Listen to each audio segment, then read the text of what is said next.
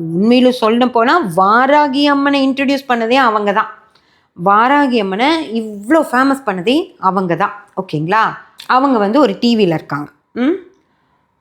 இப்போ இந்த வருஷம் என்ன பண்ணுறாங்கன்னா சைலபுத்ரி அப்படின்னு சொல்லி சொல்கிறாங்க ஃப்ரெண்ட்ஸ். சைலபுத்ரி அம்மன் அவங்க ஒரு மலை ராஜாவோட பொண்ணா பிறந்து அவங்க என்ன பண்ணாங்கன்னு தெரில. ஆனால் மலை ராஜாவோட பொண்ணு.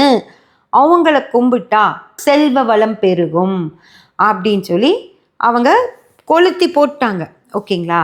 அவங்களுக்கு வந்து கேரட் கீரை வந்து வைக்கணுமா.